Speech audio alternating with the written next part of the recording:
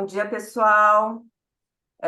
Hoje o nosso treinamento é com o Leonardo Pugliese, diretor de vendas América do Sul da ICS Travel Group. Nosso treinamento hoje de Camboja e Vietnã. Bom dia, Léo. Bom dia a todos. Sejam todos muito bem-vindos. Obrigada, Léo. Obrigado a você, Pri. Bom dia para todo mundo. Hoje a nossa conversa vai ser sobre Vietnã e Camboja. A gente até estava conversando agora há pouco sobre como é importante entender, né, esses diferentes países que ficam ali no Sudeste Asiático, porque são culturas completamente diferentes, né? Então, hoje a gente vai passar por Vietnã e Camboja.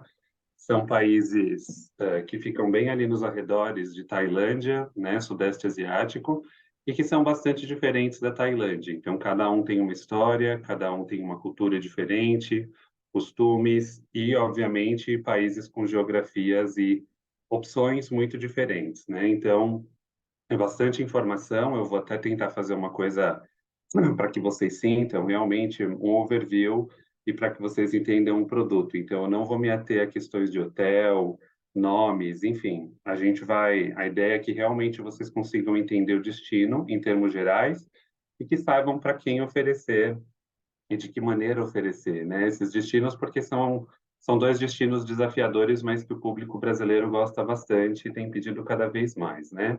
Então, eu vou começar falando sobre o Vietnã, que é um país bastante diversificado também. E o Vietnã ele é dividido em três principais regiões: Norte, Centro e Sul. O que acontece é que a maioria dos passageiros que vão para o Vietnã, eles não vão só para o Vietnã. Então, é muito difícil a gente ver um passageiro que vai lá para aquele outro lado do mundo e conhece só o Vietnã. É muito interessante, tem muitas coisas, tem uma série de produtos e destinos que você pode montar uma viagem de um mês para dentro do Vietnã, mas hoje a gente vai se ater ao que seria o básico do Vietnã. Então, é um destino voltado para uma diversidade de públicos, bastante lua de mel. Vietnã eu acho muito interessante para grupos também, tá? E esses dois destinos que a gente vai falar hoje, Vietnã e Camboja, formam uma combinação muito interessante para grupos também. E famílias, tá? Famílias também, lua de mel, a gente vê aí que tem uma estrutura muito boa, é um país muito interessante para casais em lua de mel também. Casais que fazem Tailândia com Vietnã e Camboja, ou só Tailândia e Vietnã, ou Vietnã e Camboja, ou Laos, enfim. Dá para fazer uma série de combinações. Algo muito importante sobre o Vietnã, que às vezes a gente acaba se perdendo um pouco, é a questão do clima, tá? Porque Tailândia é um forno, Camboja é um forno também, o sul do Vietnã é um forno, mas o norte do Vietnã é frio, numa determinada época do ano. Então, isso é uma coisa que acaba pegando as pessoas de surpresa, e Hanoi, que é a capital, né, que fica mais que fica no norte, de novembro até janeiro, fevereiro, é uma cidade fria. Então, eu estou falando de uma temperatura que vai girar na casa dos 12, 15 graus. Então, quando você acaba fazendo uma combinação com os destinos nos arredores, é sempre importante ter essa noção, especialmente por conta de roupa. E nunca se esqueçam que os aéreos internos dentro do Sudeste Asiático normalmente vão ter uma franquia de 15 ou 20 quilos, tá? Então, é sempre importante pensar nesse sentido de roupa.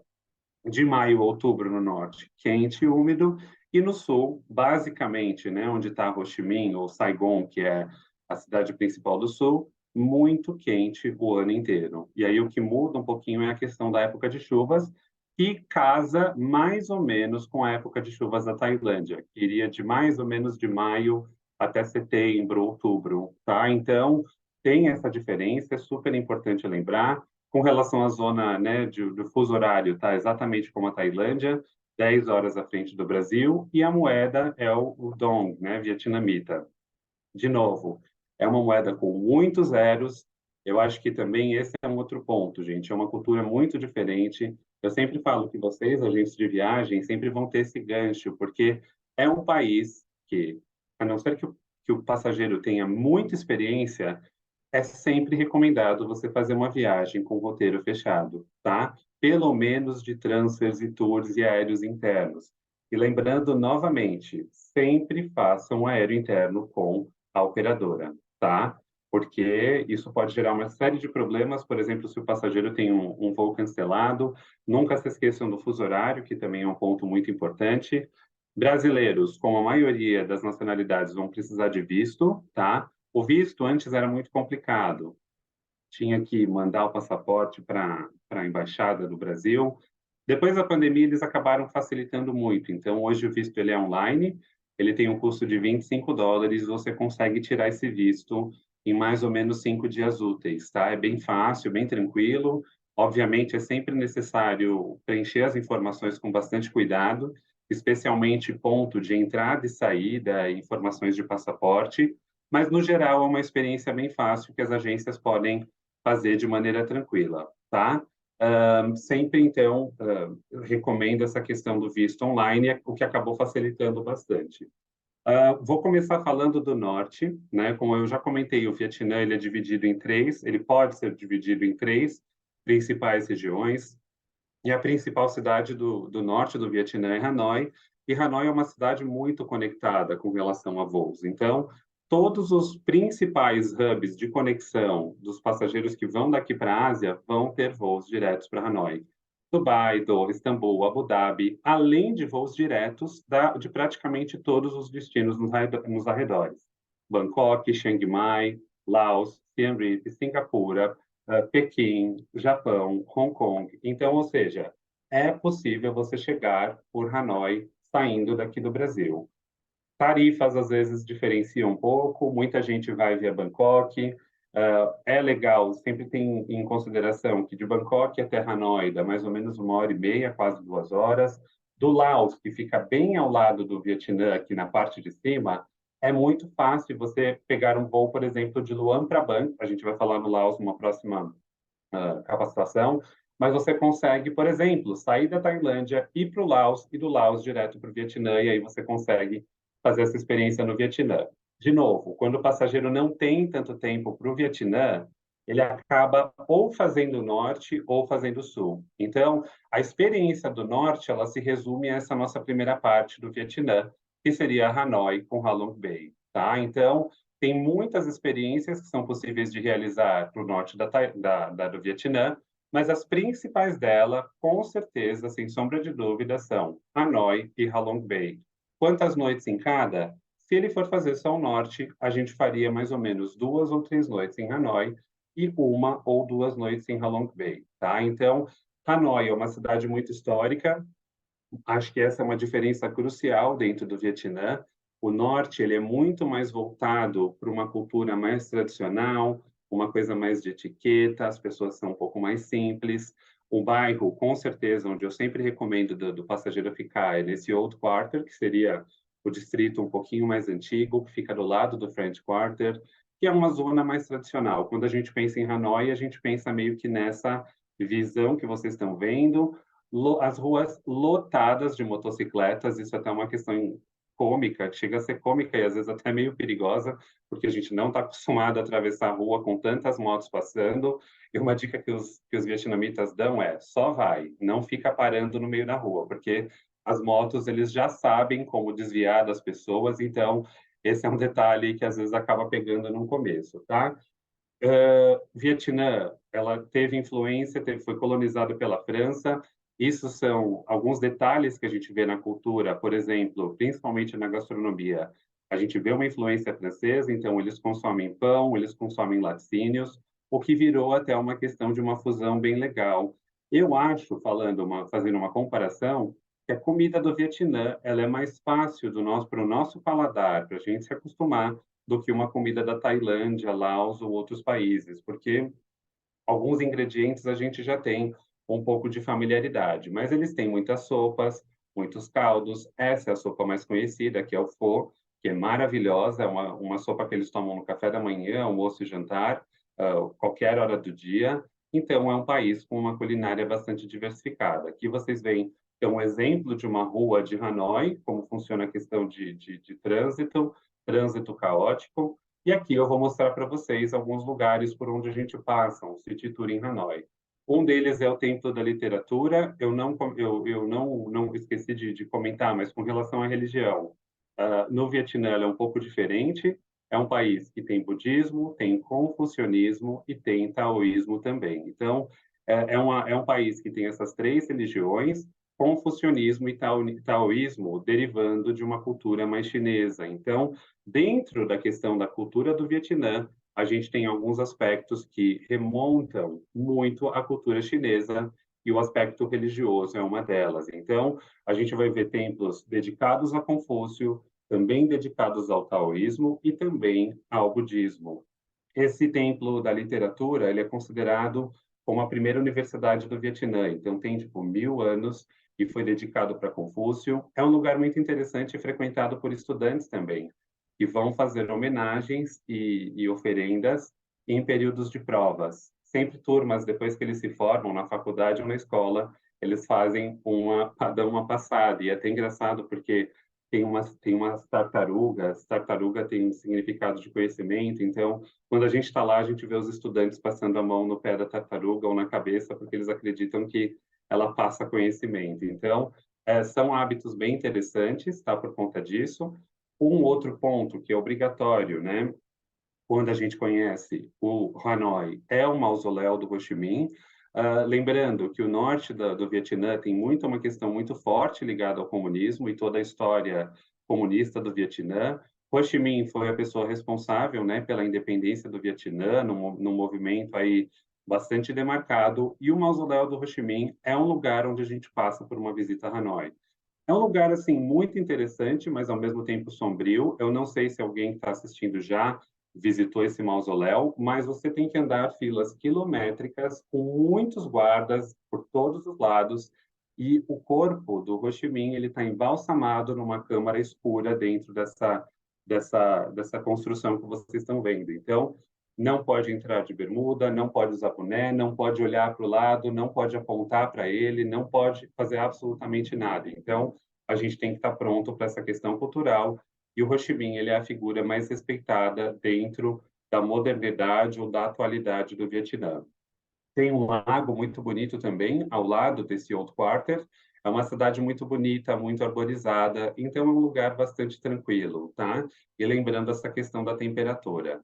Tem dois lugares próximos, teoricamente, cidades que são um pouco fora do eixo, que são Ninh Binh, que é uma região muito montanhosa e muito bonita. É possível fazer um tour full day para Ninh Binh, tá? Aqui algumas atividades onde a gente consegue fazer também em Hanoi, como questão de motocicleta, passeios em Jeep, por exemplo. Eu lembro que até especialmente com o tipo de viagem que a gente trabalha, que não é regular, é possível personalizar e a gente tem uma série de opcionais que o pessoal da CT eles têm acesso. Então, dependendo daquilo que o passageiro está procurando, dá para se fazer uma viagem muito interessante. Então, tours gastronômicos, tours de aventura, tours para relaxamento, e, com certeza, um dos tours mais requisitados no norte é o tour para Halong Bay, que é aquela baía onde a gente tem aquelas formações rochosas.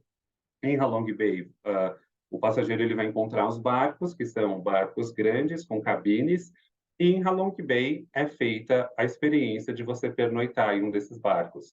Hanoi fica a mais ou menos 2 horas e meia de Halong Bay. Tá? Então, o passageiro sai de Hanoi, vai para Halong Bay, permanece em um desses barcos. Existem vários barcos, várias categorias, uns mais luxuosos, outros menos, uns com varanda ou apartamento, outros sem, alguns com quartos familiares, alguns super luxuosos. Então, sempre é importante a gente entender o que o passageiro está buscando. Então, o passageiro chega em Halong Bay, pernoita no barco e sai, e volta para Hanoi para seguir a viagem. É possível permanecer 2 noites. Não vejo os passageiros fazendo muito isso, até porque lembrem-se que a viagem ela sempre vai para um monte de lugares, mas sim, é possível. Em Halong Bay tem hotéis também.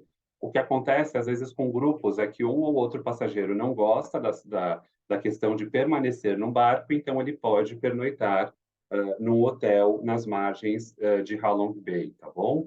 Aqui algumas imagens desse barco de Halong Bay. Ele é bem luxuoso, lembrando que sempre é pensão completa, tá? Não incluindo bebidas alcoólicas, normalmente inclui-se só bebidas não alcoólicas. E o guia, ele não entra no barco, então o guia deixa os passageiros e dentro do barco o passageiro fica com aquela equipe. Então, tem a questão de você passear pela Bahia, o barco para em alguns lugares nesse trajeto, para o passageiro fazer caiaque, para ele nadar. Não se esqueçam que em janeiro é bem frio, tem umas épocas em Halong Bay que você não consegue ver absolutamente nada por conta da neblina, mas é um lugar que os passageiros do Brasil procuram bastante. Acho que a maioria das pessoas fazem, tá? Tem um outro local, tá? Já em outra parte do norte, um pouco mais longe de Hanoi, chamado Sapa, que é um lugar também muito bonito, com terraças de arroz. É possível fazer uma extensão de uma noite, mas o que a gente vê, 99% dos casos, são os passageiros combinando Hanoi com Halong Bay e depois eles seguem para outras regiões do Vietnã. É muito comum no Vietnã o passageiro chegar por Hanoi e sair por Saigon, no sul. A não ser que se o passageiro não fizer só norte, ele não vai, assim, ele só vai sair e chegar e sair por Hanoi se ele só for fazer a parte do norte. Mas é muito comum ele chegar por Hanoi e fazer o centro e o sul do Vietnã, sempre com aéreos internos. Então, do norte para o centro do Vietnã, que é essa parte que eu vou mostrar para vocês agora, onde estão algumas cidades muito culturais, a gente pega um voo de Hanoi para esse centro e aqui fazemos uma extensão, tá? Então aqui vocês acho que conseguem ver bem essa logística saindo de Hanoi para o centro do Vietnã e no centro do Vietnã três das principais cidades são Hue, que é a cidade imperial, vocês veem aqui uma foto, que foi a capital de uma das dinastias dessa região do Vietnã. Da Nang, que é uma cidade muito moderna, repleta de hotéis, vida noturna e praia também, tá? Centro e sul do Vietnã está repleto de praias. Da Nang é uma delas que tem uma estrutura um pouco melhor, tem cassinos, tem hotéis, tem vida noturna, e é a quarta cidade, maior cidade do Vietnã. E a terceira cidade, que fica um pouco abaixo, né, a sul de Da Nang, é Hoi An, e é uma cidade muito cultural, voltada para a arte, voltada para as lanternas. A maioria dos clientes, eles vão ficar somente em Hoi An. Então, você voa de Hanoi para Da Nang e você vai diretamente para Hoi An. Eu gosto muito de Hue, passageiros que gostam de história, que curtem algo um pouco mais voltado para a história e templos, budistas e taoístas e confucionistas, também para uma cidade imperial que curtem esse tipo de história. Qual é a logística que você faz? Você sai de Hanoi, vai voando para Hue e de Hue até Hoi An você faz isso via terrestre, tá? Então, para esse centro do Vietnã, normalmente o passageiro reserva, se ele vai fazer Hue e Hoi An, a gente reserva mais ou menos 3 noites, ficando uma noite em Hue e seguindo via terrestre para Hoi An, ou você vai direto para Da Nang, para o aeroporto de Da Nang, e você fica só em Hoi An, tá bom? Mas eu recomendo Hue, Da Nang e Hoi An, ficando só em Hue, pernoitando, e depois indo para Hoi An, passando por Da Nang. Da Nang, embora seja uma cidade agitada, com muitos hotéis, quem frequenta ali a vida noturna e cassinos é normalmente um público mais asiático. Então, você vê muitos chineses, você vê japoneses, você vê pessoas de Hong Kong. Não é muito uma área, ela é muito bonita, tem praias bonitas, mas não é uma área muito que o nosso público gosta de frequentar. Então, a maioria dos nossos clientes vai para Hue ou só para Hoi An. E eu vou mostrar para vocês algumas imagens, né? Aqui de Hue, tem a cidade imperial, é maravilhosa, tem alguns hotéis muito legais em Hue também, que parecem os casarões, hotéis um estilo muito legal. Tem um rio chamado Perfume, talvez vocês já ouviram isso aí na história. Hue fica às margens do rio Perfume. Essa é uma pagoda budista muito conhecida em Hue também, que a gente conhece. E aí aqui eu vou mostrar para vocês o que o passageiro vê se ele vai de Hue para Hoi An, passando por Da Nang. É um lugar muito lindo, é considerado uma das estradas mais bonitas da Ásia. Então, os passageiros passam por Hai Van Pass, que é essa estrada. Talvez vocês já viram imagens daquela estrada que faz tipo um zigue-zague nas montanhas.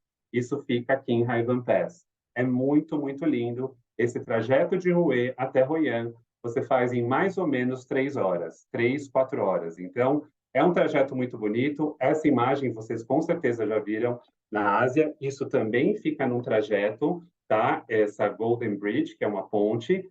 Essa ponte, ela não é aberta, ela fica dentro de um parque. E aí o passageiro precisa comprar o ingresso, que a gente já inclui no roteiro, mas não é um ingresso tão barato. Estou falando de 50, 100 dólares. Então, é uma experiência opcional, essa ponte não fica numa área aberta, tá? Mas é um dos grandes atrativos e com certeza vale muito a pena conhecer. Obviamente, é uma região muito conhecida, muito turística. Você não vai ver essa ponte só com essa mulher, tem muitos turistas, então a gente sempre tenta fazer uma logística para que o passageiro veja isso de uma maneira mais tranquila possível. Um pouco antes de chegar em Da Nang, a gente passa também por uma região, Da Nang já está ali embaixo, mas por essas montanhas conhecidas como Marble Mountains, onde tem muito mármore, por isso essa região tem entalhamento em pedra, você vai ver muitas imagens de Buda, Guanyin, Confúcio, um monte de lojas. Eles vendem estátuas disso, de minúsculas até peças de 10, 20 metros, então é algo muito interessante. E aí, essa foto ela foi tirada de um mirante por onde o passageiro passa também.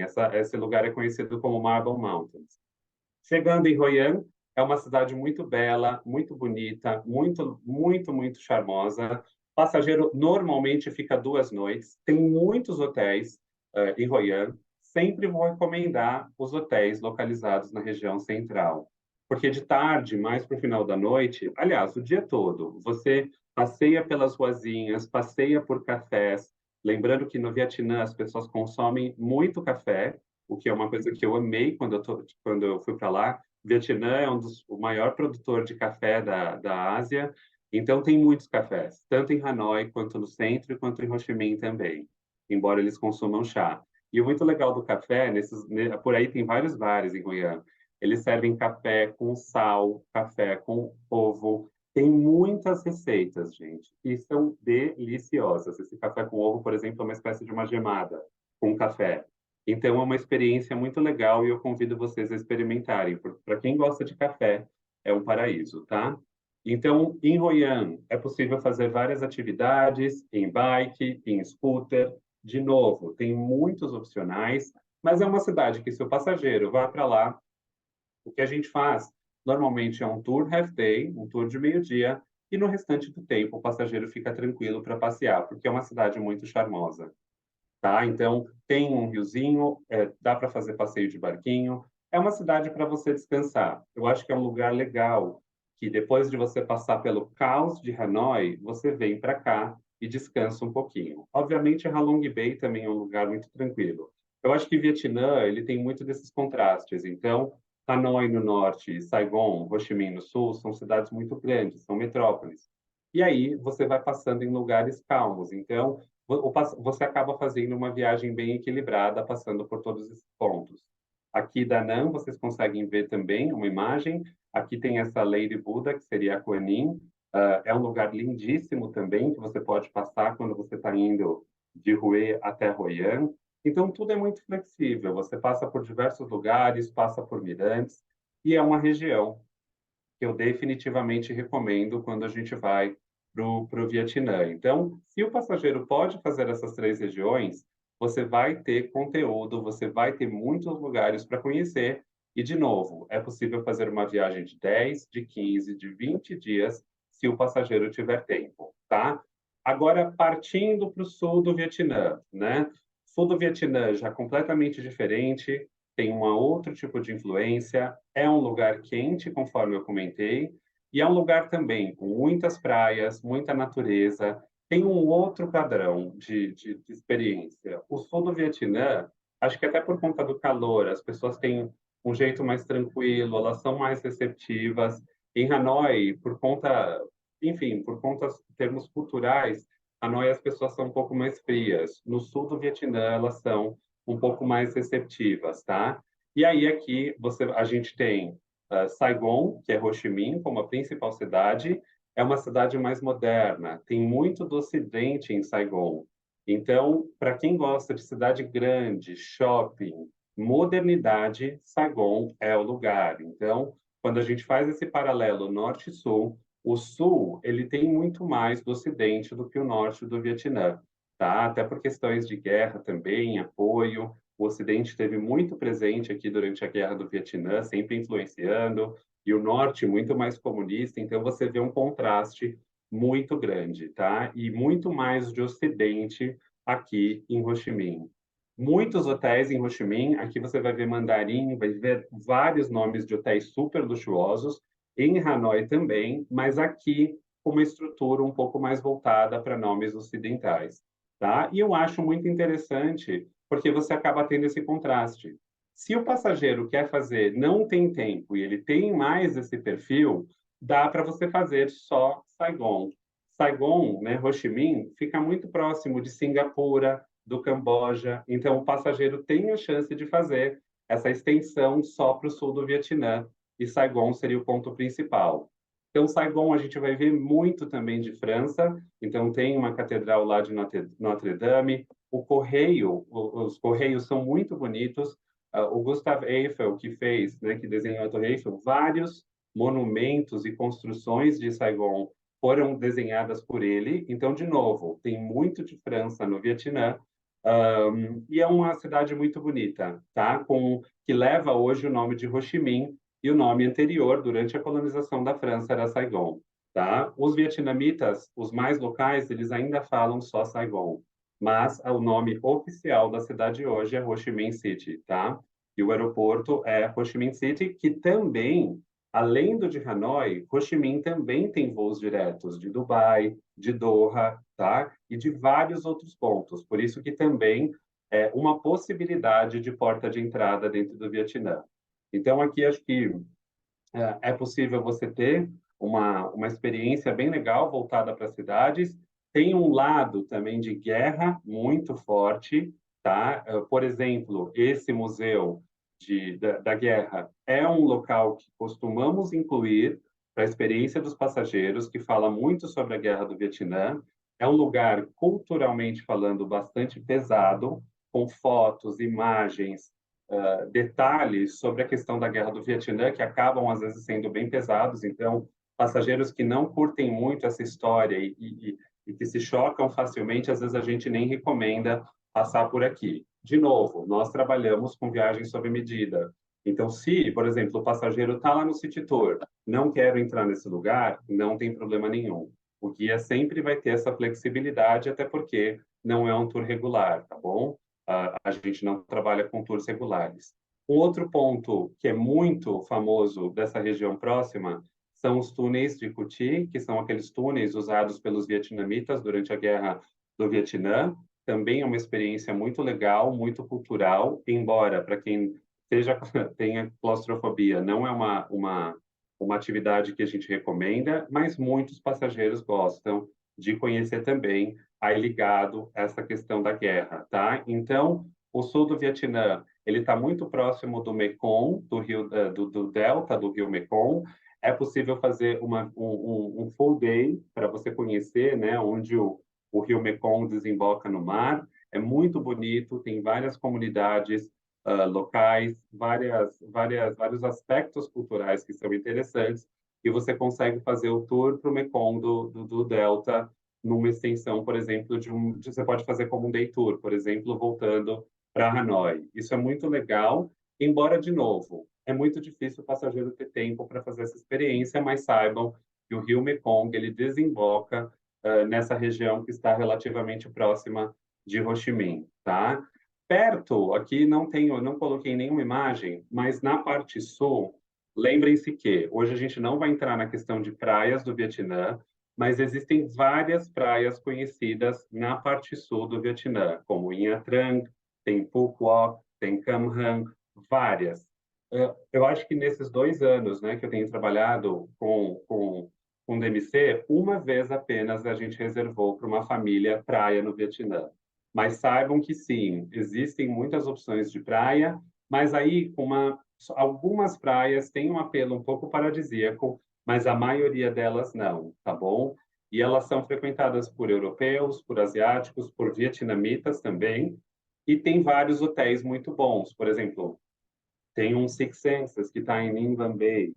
Tem alguns hotéis muito bons de praia, mas normalmente são passageiros que vão para essas praias que já conhecem praias na Tailândia, que já conhecem praias na Indonésia e já talvez até foram para o Vietnã e agora estão buscando uma experiência de praia, tá? Mas saibam que sim, tem praias. Algumas são alcançadas de Ho Chi Minh via terrestre, Algumas delas, tem, como em Nha Trang, que é uma bem conhecida, você tem aeroporto em Nha Trang. Tem uma ilha no sul do Vietnã, próximo ao Camboja, quase na fronteira, está mais perto até territorialmente do Camboja, que é Phu Quoc, que é a maior ilha do Vietnã. Lá também tem aeroporto e é um local de praia, tá? Então, mas conforme eu já falei, a maioria dos clientes não fazem essa extensão para a praia, porque elas já vão fazer na Tailândia, em outros lugares, mas sim, existe essa opção, tá bom?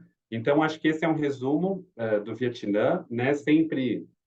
Vocês sempre tendo em mente o tempo que o passageiro tem, Vietnã, norte, centro e sul. Quanto tempo ele precisaria para fazer um tour completo? Eu acho que precisaria, no mínimo, de 3 noites no norte, pelo menos 2 no sul, no centro, e pelo menos 2 no sul. Então, eu estou falando aí de pelo menos uma semana, tá? Menos que isso, gente, fica muito corrido. E é possível você fazer também Hanoi e Ho Chi Minh sem fazer a parte central, tá? Mas eu acho que o centro é um dos lugares mais bonitos, então eu nunca deixaria de incluir o centro, tá? E se o passageiro for fazer aquele tour todo pelo Sudeste Asiático em 20 dias, aí você elege uma parte que normalmente vai ser Hanoi com Halong Bay, tá? Ele não vai para Ho Chi Minh e não vai para o centro do Vietnã, tá bom? Agora a gente vai falar do Camboja, né, que é um destino também oferecido como extensão. É um destino muito voltado, de novo, para guerra, para história também. É um lugar, gente, principalmente quando a gente fala de Phnom Penh, que é a capital, que tem muito de guerra. O Camboja acho que é um dos países do mundo que mais sofreu com genocídio, com guerra. Então, eles passaram por... O Camboja foi colonizado pela França na época da, na época que a França acabou saindo, né, não sendo mais colônia. Foi criado ali o Khmer Rouge, que é um grupo extremista, comunista, e que acabou, por exemplo, matando muita gente, embora não estava só ligado à questão política, mas sim tirar o governante do poder. Então, assim, o Camboja é um país que sofreu muito, e a gente percebe isso quando está lá. Então, é um país, por mais que, por exemplo, a gente só vá para Siem Reap, que é onde estão os templos de Angkor, né, onde tem a cidade de Angkor, que a gente tem um contato com uma população muito pobre, muito humilde, muito simples. Milhões de pessoas foram assassinadas no Camboja. Hoje, a maior parte da população do Camboja tem menos de 20 anos. Então, é um país que sofreu muito, com genocídio, com guerras, com fome. Então, a gente tem um contato bem forte com essa história, especialmente se a gente vai para Phnom Penh, que é a capital. De novo, aqui, quem viaja para o Camboja? Todos os públicos, tá? Na realidade, eu acho que o Camboja, especialmente Siem Reap, é muito indicado para quem tem 2 noites sobrando no roteiro.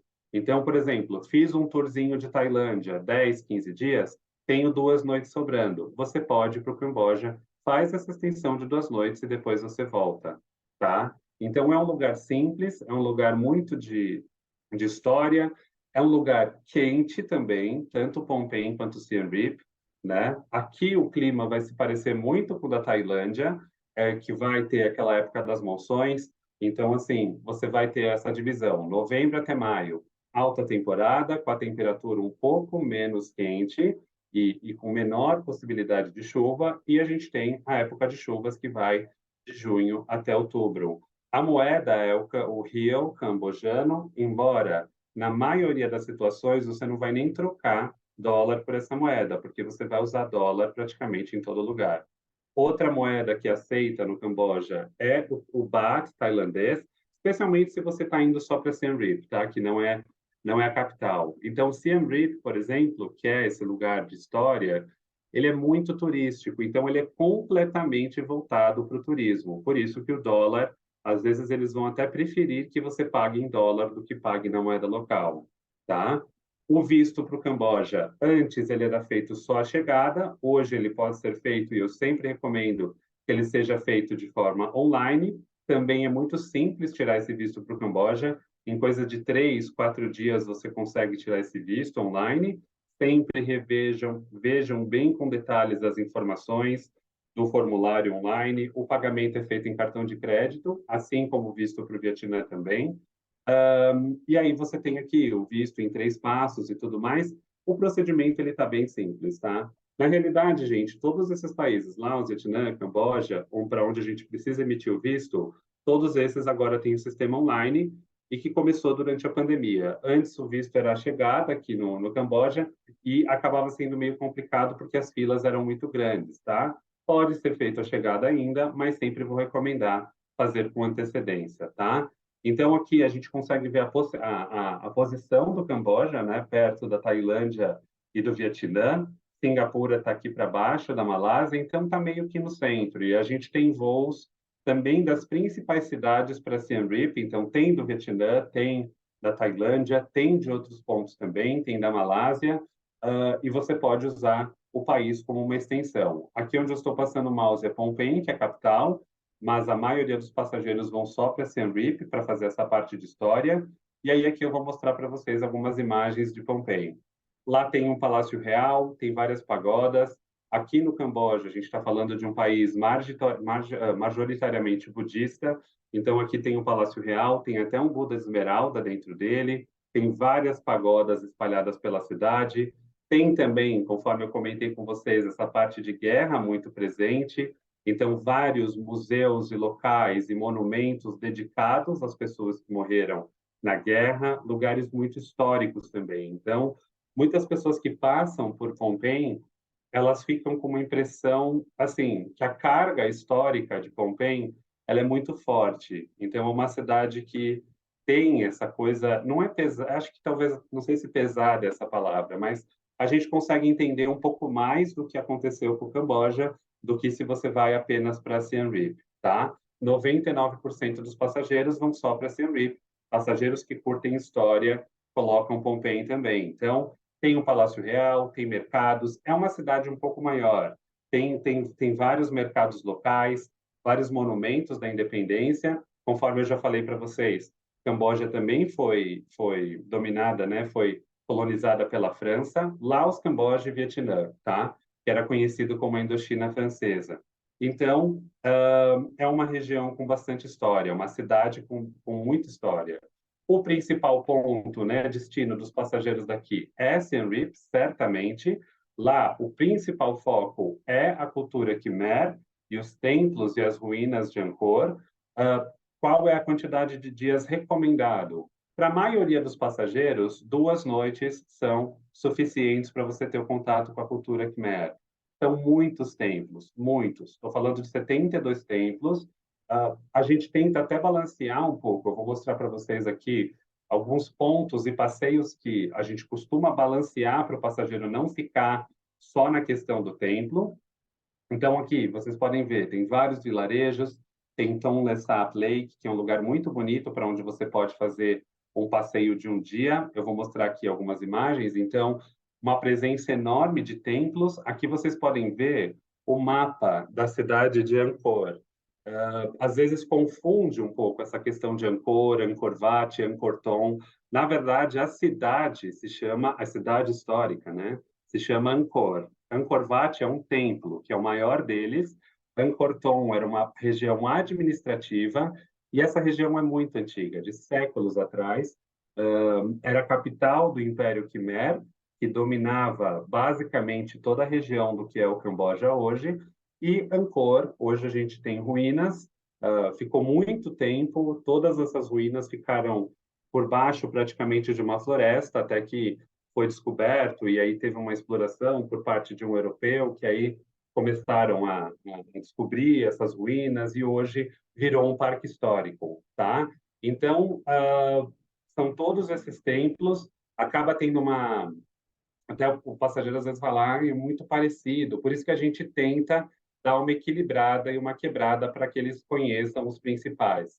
Angkor Wat é o principal deles, é considerado também um dos maiores monumentos, templos budistas. Lembrando que Angkor não é só budista, é hindu também. Então teve toda uma questão, tem ainda, da história, que mescla um pouco do hinduísmo, e aí um dos reis, na verdade, ele se tornou budista, então ele acabou fazendo alguns templos budistas, dentro desse complexo. Foi um rei que ficou governando Angkor por bastante tempo, e nós conhecemos. Aqui eu vou mostrar para vocês os principais. Normalmente, se o passageiro vai fazer só 2 noites, a gente faz em um dia os templos principais.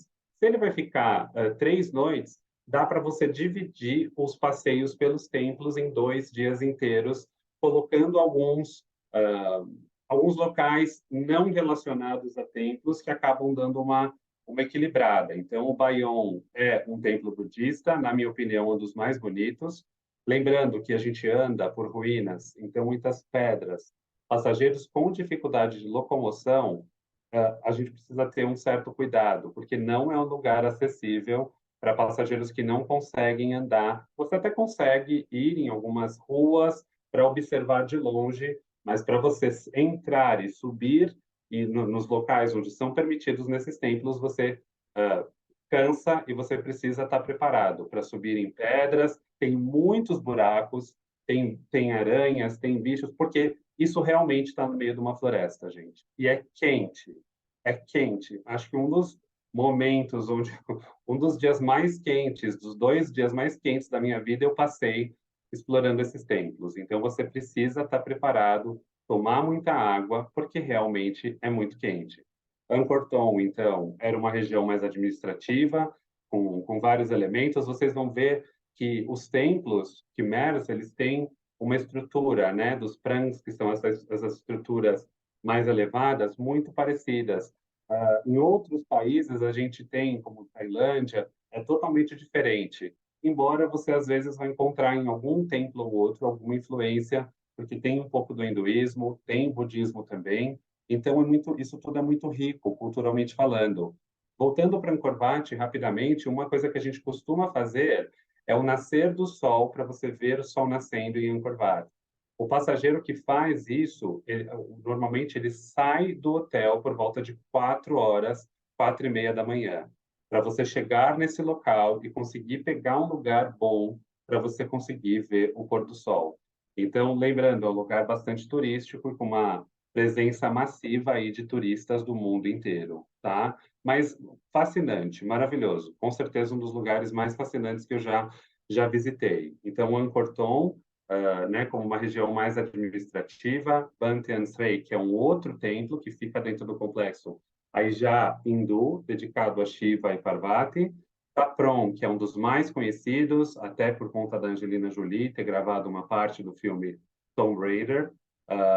É um dos templos mais conhecidos e é impressionante, gente, o que o tempo misturado com essas ruínas e a floresta fez. Realmente é um lugar único, né, no mundo. O Elephant Terraces, são os terraços dos elefantes, também é um lugar que costuma passar no tour. Esses que eu estou mostrando para vocês, praticamente em todos o passageiro passa, tá?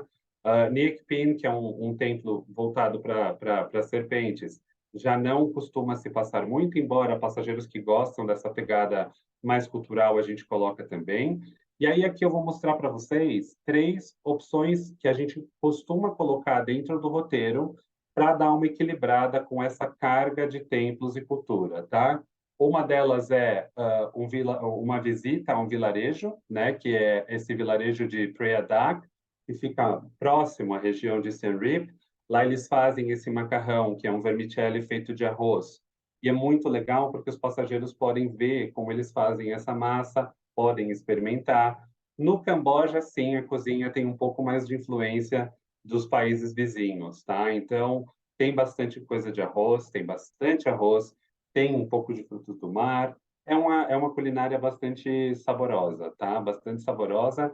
E eu acho que lá, embora tenham opções ocidentais, ainda assim a maioria dos restaurantes vão ser com comida do Camboja, tá? Como é uma população que sofreu bastante e passou por situações muito complicadas, então lá você encontra aquela questão dos insetos, eles comem, tem um prato que é aranha, mas sempre, de novo, os passageiros que ficam com essa impressão que ele vai comer esse tipo de coisa, de maneira alguma. Então, tem muitas opções e, por ser um destino turístico, hoje tem ainda mais, né? Então, esse vilarejo é um deles. Esse Fair Circus, que é uma apresentação tradicional, né, de circo do Camboja, é algo que a gente coloca para praticamente todos os passageiros e já está incluída nas programações que a CT tem, que trabalha com a gente. Então, é uma programação para se fazer à noite, né? E aí ela é feita antes do jantar. É uma apresentação muito bonita e com certeza vale a pena. De novo, para equilibrar também com essa questão de tempos. Então, acaba ficando algo bem harmônico, né? Um outro lugar que é parada obrigatória é o Centro de Visitantes Apopo, que é uma organização, na realidade, da África, que levou para o Camboja essa organização que tem esses ratos africanos e que eles ajudam na detecção de minas, tá? Porque, obviamente, como foi um país que sofreu com muitas guerras, guerra civil, ainda tem lugares com muitas minas. Então, esses ratos eles são treinados para identificar as minas. Tem vários lugares no Camboja, mesmo em Siem Reap, quando a gente está visitando e que a gente vê, e, por exemplo, área proibida, possibilidade de minas. Então, isso tem em vários lugares. E essa instituição, eles estão em vários países da África, tá? Eu não vou lembrar em quais, mas eles treinam esses ratos para que eles possam identificar as minas. Então, é uma outra atividade legal que a gente coloca para os passageiros poderem ter um contato com isso e entenderem um pouco como funciona. É algo muito legal e muito interessante. Eles chamam até esses ratinhos de Hero Rats, porque eles realmente salvam vidas, já que a população do Camboja sofreu e ainda sofre, eventualmente, explosões de minas causadas por essas minas que foram colocadas nesses períodos difíceis, tá? Pub Street é uma região no centrinho de Siem Reap, cheio de bares, restaurantes, então tem uma vida noturna também. Então é um lugar assim que você consegue equilibrar, consegue ver história, consegue ver templos, muitas ruínas, mas também a gente faz tem outros elementos que acabam dando uma equilibrada, tá? Um lugar também que é um lago, que é Tonle Sap Lake, é um lugar muito interessante. É um lago que tem um vilarejo meio que suspenso sobre o lago, e ficam nessas palafitas. É uma região muito legal para se conhecer. E passageiros, por exemplo, que ficam 3 noites ou 4, você pode colocar, a gente coloca como um passeio full day, tá? Então, é um tour de dia todo para se conhecer. Então, você conhece a população ribeirinha. Esse lago, ele é considerado um dos ecossistemas mais importantes dentro do território do Camboja. E até é muito interessante, porque é um lugar muito bonito, cheio de natureza. Passageiros que gostam daqueles programas de, como que fala? Que gostam de ver pássaros e fotografar pássaros e animais, aqui é um lugar onde dá para fazer isso, porque tem muitos pássaros que estão nesse ambiente marítimo e nessas regiões mais alagadas. Então, passageiros que gostam de fotografia podem fotografar não só os templos, mas aqui é uma opção mais de natureza, onde é possível fazer isso também, tá? Então, né, aqui uma listagem. Então, lá também tem várias opções de natureza. A gente costuma ir de aventura, tem ziplining, dá para fazer também excursões em quadriciclo. Enfim, é uma série de possibilidades que podem ser oferecidas para os clientes, tá? Então, acho que é isso, gente. Eu não quis me estender muito para que vocês, né, porque é muita informação, realmente, e a ideia realmente é passar esse overview desses dois países que a gente oferece bastante para os nossos clientes. Então, dependendo do tempo que o passageiro tem, ou que a agência quer fazer um grupo, existem várias opções de grupo, combinando Vietnã e Camboja. Dá para se fazer grupo também, combinando Tailândia e Camboja. Isso tudo vai depender do interesse do grupo e aquilo que o passageiro ou que os passageiros estão buscando. Então, tem muita história, tem muita natureza. Vietnã também tem todos esses contrastes entre norte, centro e sul. Então, são muitas opções, né? Não sei se alguém tem alguma dúvida antes da gente encerrar, mas foi isso, tá bom? Pri, alguém tem alguma dúvida? Estou olhando o chat, Léo. A Cláudia está dizendo maravilhoso, obrigada pela apresentação. Deixa eu dar uma olhada. Não, nenhuma dúvida no chat. Deixa Tá eu bom. ver uma Muito mensagem aqui. obrigado. A Ivani dizendo perfeito Obrigado, e gente. Contem agradecendo. contem com o pessoal da CT, eles têm uma equipe muito boa, comercial, operacional, o pessoal tem muita experiência com exóticos, então, o que vocês precisarem, contem com eles. Eu trabalho muito em parceria com eles e estou sempre muito próximo e fico à disposição. A gente vai ter mais treinamentos, né, Pri? Daqui, eu não lembro Vamos, exatamente a data do próximo, mas vai vamos ter sim, lá um depois eu te passo. Singapura, né? Isso. Tá bom, perfeito. A Luciana perguntou se vai ficar disponível. Esse treinamento foi gravado, né, Pri? Tá gravado, vai para a nossa rede, depois vai para o YouTube. Então tá bom, pessoal. Agradeço vocês demais, tá? Tenham um Obrigada, ótimo Léo. dia. Obrigada a Espero ver todos. vocês no próximo treinamento, pessoal. Obrigada, gente. Muito Obrigada, obrigado, Léo. Leonardo. Bom dia para Obrigada. todo Tchau, tchau, mundo. gente. Tá. Tchau, Bom Bom dia. tchau. dia. Tchau, tchau. Tchau, Tchau. obrigada.